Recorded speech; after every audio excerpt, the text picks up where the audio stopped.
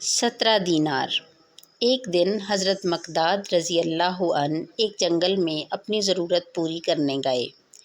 ایک جگہ وہ اپنی ضرورت پوری کرنے بیٹھے ہی تھے کہ اتنے میں ایک بڑا سا چوہا 1 دینار اپنے بل میں سے باہر لایا اور ان کے سامنے رکھ کر اپنے بل میں واپس چلا گیا۔ کچھ دیر بعد پھر 1 دینار لایا اور ان کے سامنے رکھ کر واپس چلا گیا۔ اسی طرح ایک دینار لاتا رہا یہاں تک کہ 17 دینار ہو گئے۔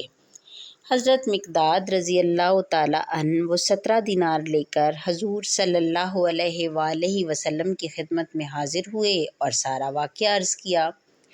حضور صلی اللہ علیہ وسلم نے پوچھا، کیا تم نے اپنا ہاتھ بل میں داخل کیا تھا؟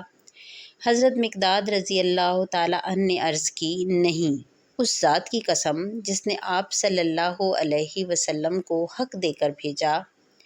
حضور صلی اللہ علیہ وآلہ وسلم نے فرمایا، چونکہ یہ دینار تمہیں اللہ تعالیٰ نے اپنی قدرت سے اپنے غیبی خزانے سے دیے ہیں، اس لیے اللہ تمہارے ان دیناروں میں برکت عطا فرمائے۔